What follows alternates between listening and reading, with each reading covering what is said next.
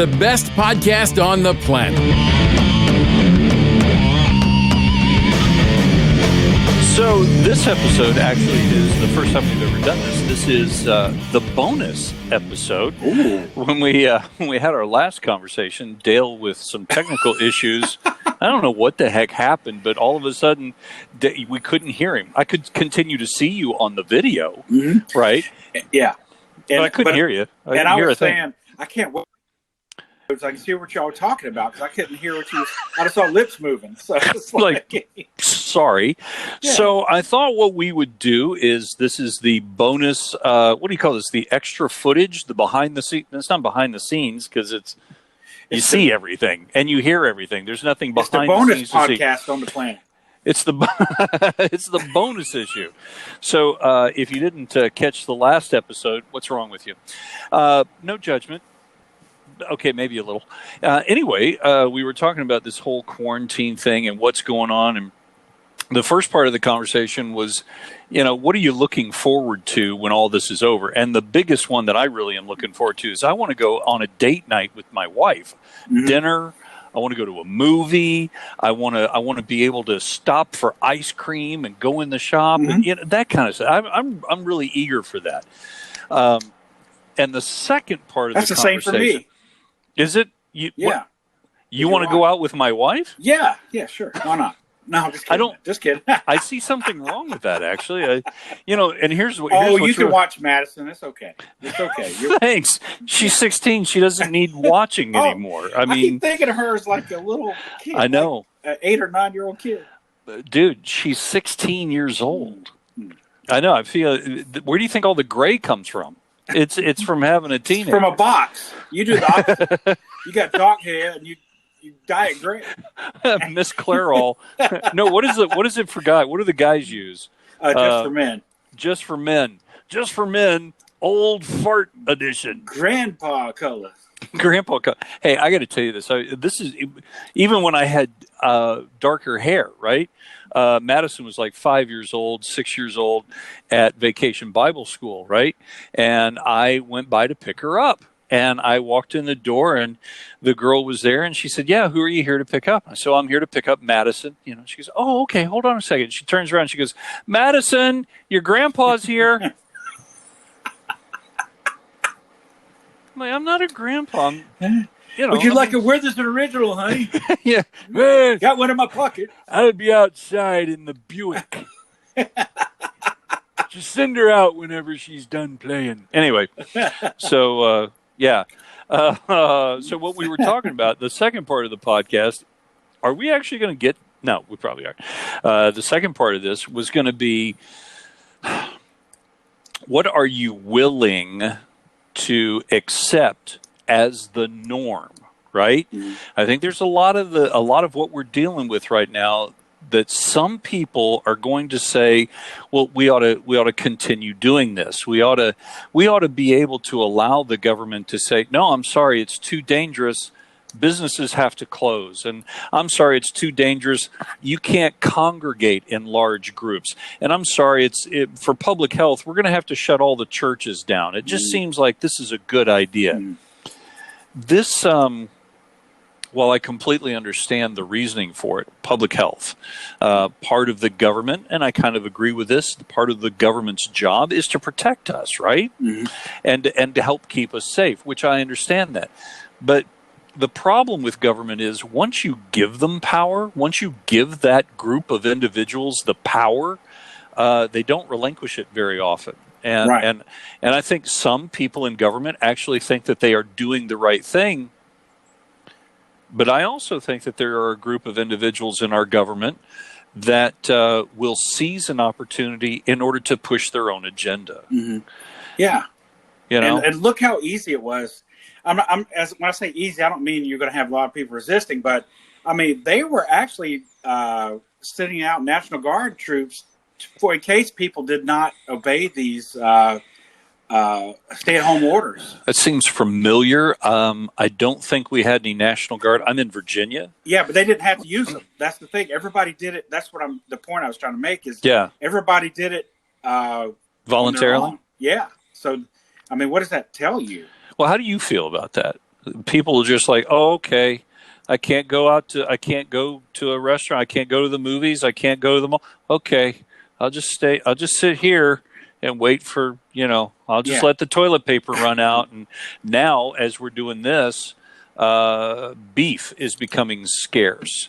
Ground beef specifically. I went to the store a couple days ago, and they were out of ground sirloin. Out of ground sirloin. I had to put up with, are you ready for this? Ground chuck. I know. Oh my gosh. I know. I'm not your asking. Taco Tuesday is going to be ruined with your. I'm not asking. I'm not asking for sympathy. I'm willing to endure just like everybody else. Okay, I'm willing to suffer. But it seems that we're all, like you said, a little almost too complacent, and to just like, oh, okay, all right, yeah, that's fine. You are in Florida. Mm-hmm. And here in Virginia, and I think in a lot of other parts of the country, the news was Governor DeSantis of Florida was just a lunatic because he wasn't closing everything down. What was closed down? What was it that you guys had to do there in Florida? Well, grocery stores were open, of course. Lowe's and Home Depot open. Same here. Thing like that. I ran out of contacts, so I wasn't sure that the eye doctor was going to be open. They're not. Right. But here's the turn on that. My dermatologist was open, and she had to do cut. Yeah. I mean, she had to spend time close to me, right, with a mask on. So it's weird how I guess they left it up to the medical people which one, if they wanted to do that or not. Did you get new contacts? No, I'm not. They're closed. So they weren't even able to like mail them to you, or there's nobody to talk to. They were all gone. You would think they would have somebody at home answering the phones or something, but yeah. Their recording said they're closed until further notice. Okay, all right. What else? What was open that you were kind of surprised by? Well, I got to say this about. I mean, and you lived here, so there's some great mom and pop restaurants here, and they really were very creative they were like some of the first ones I saw creative, like, maybe set a tent up outside. You came and picked up, made great specials for you to pick up and everything. Yeah. But unfortunately, I found out yesterday, one of my favorite places to go, not here in Lakeland, but anywhere, it's called Sweet Tomatoes. It's a salad bar restaurant. Right. They're closed doors forever now because they're completely done. Because they lost so much money, and now the buffet thing has like a stigma on it, which that kills me. But one of your favorite places and mine here, Fred's Market, right? They're putting gloves out for people, like a plastic glove for you to put on and dip your food. Does that make you comfortable, or would you? As long as you put the gloves on, you go through the buffet, you get your food. You go to the table, okay? If you want to eat with the gloves, that's fine. But if you are going back for seconds, you get a new pair of gloves. Yeah, it's just those plastic gloves. They're not the rubber ones, the kind of lunchroom ladies use. Right. You just get one to hold the spoons with and stuff. Okay, so it's like the kind of plastic gloves I've seen videos of you doing in your recreation time. Sure, those. Yeah. But they have you put a new one on every time you get up there and touch the spoons. As long as that. What about masks? Where you're at, are people just walking around with masks all over the place? Publix mask, Lowe's has masks, Home Depot has masks, any convenience store mask.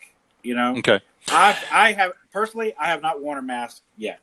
So. I've done it a handful of times, going into a grocery store that I like to visit because they asked me to. And they're really, really good people, and I just don't want to make them uncomfortable by walking around without a mask. I'm back in the radio studio now. For those who are just now kind of catching on to us, Dale and I both do morning radio. He in Florida, and me in here in Virginia.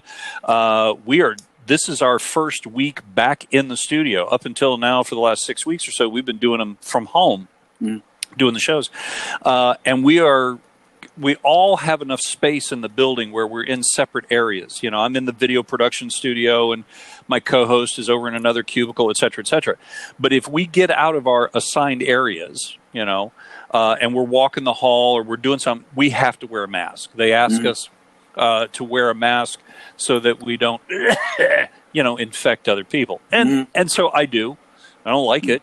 I don't like it at all. I really dislike the mask, but I do it so that other people are comfortable, right? Mm-hmm. That's the reason why I abide by the rules, because I don't see any fear. I'm not scared. No. You know? I believe there's a virus, but I think it affects people of a older age and with symptoms, anybody with symptoms. But I don't want to make other people uncomfortable, just because I'm doing what I want to do. Right. Right. So I think the thing that I'm concerned about is what overreaching effects is there going to be in the future.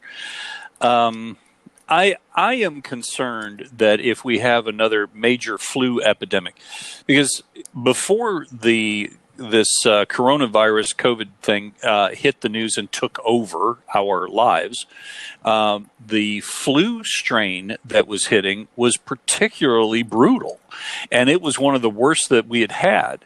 But it wasn't getting all this attention because, we've got a really bad flu outbreak. We've heard that before. Yeah, exactly. Okay, so what? But now, let's say next year after that, there is a really bad flu strain that's about to hit. Are we going to go into this panic mode again? Are we going to shut down businesses? Are we going to close schools? Are we going to enforce quarantines and stay at home, that kind of thing? How much of that are we going to put? Let me ask you. Let's say it's just the flu, and the governors say, okay, everybody shelter in place. You got to stay home. We're going to shut down the businesses. Are you going to put up with that? Are you going to do it? What else can you do? Well, I'm not going to. I'm just going to tell you this right now. I'm not going to put up with it. I will protest. I'm not going to stay in a hermit again. But I mean, for the regular flu, there's no sense in that. Exactly. This is my concern, and maybe I'm being overly pessimistic, but I just think that once we have gotten into the attitude that, okay, when a bad flu or a contagious issue happens, that we all just become hermits. And I listened to something from a group of virologists about their argument was, guys, this is a really bad idea, because one of the things that keeps us healthy is the exposure to germs, the exposure to viruses. We build up an immune system. Our antibodies build up. Our autoimmune system kicks in. And the more it works, the stronger it gets. It's like, working out. I've heard of people working out. And I hear that if you work out, your muscles get stronger. The more you use them, the more you hurt them, the more you stretch them, the stronger you get. I've heard this. I personally don't know if it's true. It could be a conspiracy by the pay-as-you-go gyms. I don't know. But the virologists were saying quite clearly, using all the antibacterials and spraying everything down and wiping everything down and making sure you put your dog through the dishwasher before you pet it. You are supposed to do that, right? Yes, of course. Yeah, okay. That it's diminishing our ability to fight off diseases. And it is causing us. They say that some of this is the cause of why the flu and this COVID thing has been so aggressive, is that we're kind of in a weakened place.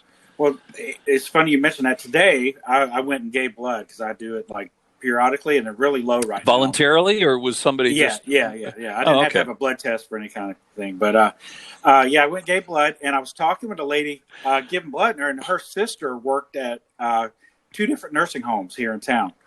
Every person in those nursing homes supposedly came down with the COVID-19. Can you believe that? And nobody's allowed to go see them. I mean, nobody has been. Their family has not been to see them. I know that face. Then how'd they get it? I made the same. Maybe the nurses bought it in, or maybe somebody's lying about something. I don't know. Okay, I'm just. Let me throw the logical aspect of it. If the nurses that work there or any of the medical staff work there also work at other locations, then the likelihood of them catching it is very high. Well, I mean, they're walking through the minefield, right? Well, and then I take that back. They made them stop working at other places when when things started getting tight. But It must be. I don't know. Then how is it they got it? How is it that? And you're saying they're claiming that every resident got it? That's what the girl told me. That's what the girl told you. And how many fatalities did they have? What happened? Are you there? You there? Yeah. I don't know what happened. I don't know. I can cut that out. So okay. how many? Cut it out. How many did she say? Were there a lot of fatalities as a result of everyone in these nursing homes catching it? She didn't say there were any fatalities yet, but they all had. And I don't even know if they were sick with the symptoms, like achy, sneezing. Right. They had the symptoms though. I mean, that's a big difference though. If you've got the antibody versus you have the symptoms. You know what I'm saying? Right. You can have, there are a lot of people, from my understanding, and trust us, neither Dale or I are doctors. No, we're not. Oh, sure. Let's not even go there. But there are a lot of people that have it, that have the virus, that are carriers, that don't show symptoms, they don't get sick, or if they do, it's really mild, and it's, not, and they carry on. So maybe there's some situation, but I find that's a little suspicious. Okay, I'm going to give you that. It's a little suspicious. And the thing that I'm also rather suspicious about is if somebody has the virus, right? They test positive for it, and then they have a heart attack a few days later. The cause of death is being listed as the COVID-19. Thank you. I was just talking to one of my coworkers today about that. That seems odd. I knew somebody with brain cancer that was dying of brain cancer, and finally, was given 2 months to live. And fortunately, the last month was when the COVID started. That was what was on their death certificate, COVID. And you saw this yourself. You know this firsthand. Yeah, the family was very upset that they did that because she had been battling cancer for about 2 or 3 years. Do you know if this individual tested positive for the virus? I don't know. You don't know. I'm not there, so I don't know. And then I have another person that is kind of close to the family. One of their cousins died. The same thing. She died of something completely different, and they said it was COVID. Now, I am. Let me see if I can be logical about this, right? We like to say that our show is an uncommon show about common sense. So let me see if I can use some common sense in this particular situation.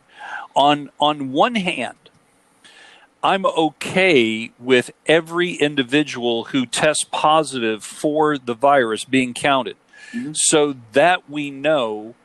If let's say we trace it back to where the introduction into society came from the Wuhan lab in China. Let's say Bob was working on something, he accidentally dropped it, and it's like, oh crap, well now we're in trouble. Maybe it happened. I'm not saying it was intentional. Maybe it was an accident. Okay. But if we count everybody that is testing positive to the virus, then we kind of get an idea. We can map out how it spread and how fast it did, et cetera, et cetera. I'm okay with that. I'm even okay if we want to say everyone who had the virus that died of the virus, that was a significant contributor to their death. Maybe it weakened their circumstance. Right. So that, let's say we do find that China was negligent at best and deceptive in the ways that they handled this, and we decide as a nation or a group of nations to hold them fiscally responsible for the damages, for the death, for the financial damages, and we say, you know what, China, you're going to pay up, okay? Then everyone who's had it, they contribute to that, for lack of a better term, class action lawsuit. Okay, I got that. But then on the other hand, it's concerning to me. It causes me to stop and wonder, why are you doing this? That if an individual dies of, your example, brain cancer, and it's listed as the COVID, what is the motivation for doing that? Why are you doing it? That bothers me, and it causes me concern. I have two theories, not to cut you off or anything. First theory, and like I said, this is stuff you kind of. Both of these make sense. Number one is, I think the most medical facilities that handle COVID, they get extra monies for having to put up not put up with it, but like, you know. Oh God, we got to put up with these sick people. That's okay. So yeah. they're getting some kind of a federal supplement in order, perhaps under the guise of offsetting the additional expenses of handling the COVID circumstances. Mm-hmm. All right. So you're saying, and I'll be honest with you, I've heard this before as well, that medical facilities are getting a bit of a stipend depending on how many patients are diagnosed with the virus, how many are treated with a ventilator, etc. And there's actually a tier, you know, and I can understand that too, because a ventilator is more expensive than just, you know, giving them a couple Tylenol and making sure they're comfortable. Mm-hmm. You know what I'm saying? Mm-hmm. So yeah, it does happen that medical facilities, and this is proven, there's been numerous cases, medical facilities that receive, let's say, Medicare, Medicaid, government payment for services, they have padded the bills in order to make more money. That's proven. There's many cases like that. So, okay, so if I'm hearing you, you're saying maybe they're padding the number of cases so they get a little extra. Mm-hmm. Like everybody dies of that, you know? Okay, unfortunately, that's a possibility. You said you had two theories. Yeah, and the second one kind of ties into it. I mean, and I'm not trying to do a conspiracy theory type thing, but I'm just saying. Oh, go ahead. Okay, all right. Maybe the people, like, I'm not saying the people that distributed the virus is making this happen, but there may be some other people. Let me just say, maybe a deep state knows that there's really not, the virus is not that harmful, but they want you to think that to control you. And maybe this is a test run for something coming up down the road. You never know. Why? But let me throw this by you here. Why hasn't there been? Why hasn't there been a very bad plague or virus like since a long time? Wasn't it like when was the last one? Well, the one that this is compared to is the Spanish flu near the turn of the 19th or the 20th century. Yeah, where have they the been? Early 1900s. Where have they been since then? And why? That's kind of why all of a sudden now. Yeah. Okay, that's an interesting question. Having not gone to medical school, okay. Well, I'm just I can't answer that. Well, just answer the Seth way. Like, what do you think? Okay, if there is a group of individuals that are exaggerating the lethalness and the contagiousness of this particular situation, what's their end game? What's their reason? How do they benefit from that? Control. To what purpose? Control. Like right now, like we're all going. If you're watching this, I'm not starting a conspiracy theory. I'm supposing here. We all go in our house. Yeah. We've all gone in our houses at our own will. There has not been any kind of police involvement, basically, right. And so just say something down the road that they want to. This is kind of like a dress rehearsal for something even bigger. Maybe could be testing to see how complacent and how much the sheep will endure without having to be spanked and beaten. Could be. I mean, I don't like to say that is a logical thought. But the truth is that, okay, let me do it. If I were going to try and say, all right, I want to take over huge tracts of land, and I want to take over, and I want to be able to manipulate and influence and intimidate the people, how am I going to be able to do it? How am I going to be able to? Okay, doing this as a test run or looking at this and emphasizing and exaggerating and studying it, yeah, sure. I could see that there's some logic to it. But I find it difficult that so many people around the world could be as influenced as this and this grand conspiracy without there being somebody saying, hey, I would, Mr. Snowden, I'd like to follow your lead and get on WikiLeaks and make a statement. I think that but because of you think they have? Because the way the media is, you know what I'm talking about. The way the media is set up now, you're not going to get that side of the story. I just don't believe. I don't believe that it's. But there's open sources. There's internet publishing. There's literally those are the ones people call there, crazy, though. I mean, I know there are some out. I've read some way out there things that I don't even. Right. But I mean, there's so much because the internet's so big now. It's just you get all these cross informations, then somebody adds something to it, and it just. I don't know. Well, and you come out with a legitimate theory, and you come out and say, hey, this is what's happening. And somebody will get on there and say, yeah, but did you know he stomped on puppies when he was 10? And then you're done. Right. Your credibility is shot. Okay. Let me throw something out there, the bigger picture. Okay. I tend to look at everything that happens, or I try to look at everything that happens through a Christian worldview. Which means I take everything that is going on and look at it through the lens and the filter of what God has written to us in Scripture. And I also believe that the Bible is the infallible Word of God. I do not believe people are infallible. I do not believe that there is anyone on this planet currently that is perfect and sin-free. Only one person, okay? And I personally believe that was Jesus. Right. Same here. I believe that the Bible is the perfect Word of God. The Bible very clearly says that as we begin to fall into the end times, things are going to get really, really weird. I do think that this whole issue that we're dealing with now could be the beginnings, the things beginning to move a little bit in that direction. Mm-hmm. Now, am I going to go out with a sandwich board, stand on the street corner and say, the world is, the end is nigh, just sell all your assets or just give them to me? No, I'm not in that at all. Yeah. I think like I mentioned earlier in this program, I have a 16-year-old daughter. I think she's going to have a fine life. I think if she decides to have children, I think her children are going to have a fine life.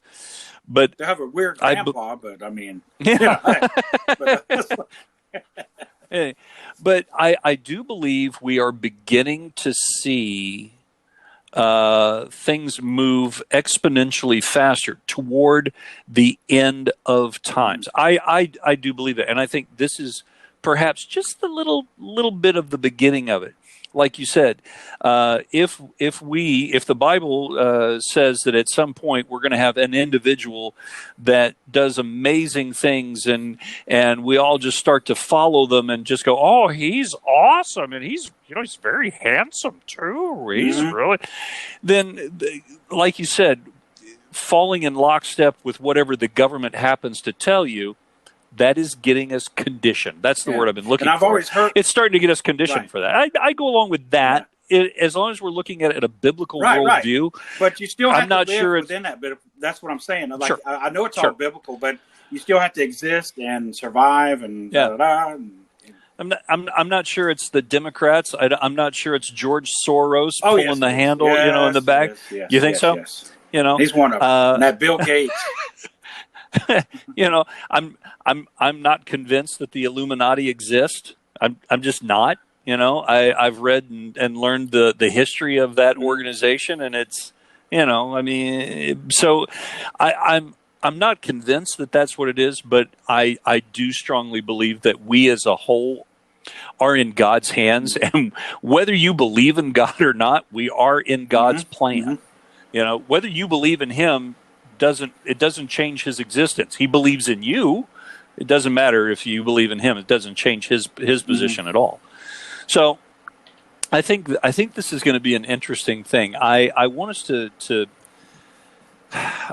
go out and live our lives to the fullest. I want us to try and treat each other as good as we can.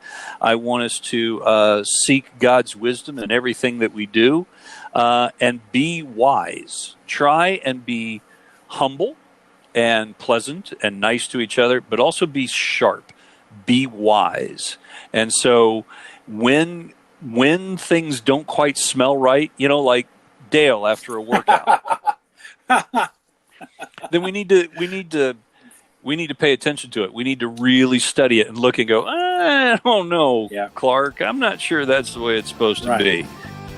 All right, and so as a result, we're going to wrap things up, and I just want you to know that we're here every Tuesday about 3 o'clock as we drop the shows. If you want to be a part of it, send us an email, sethmilamedia@gmail.com. Until then, be good to everybody, be smart, be wise, but be kind. Take care. Bye-bye.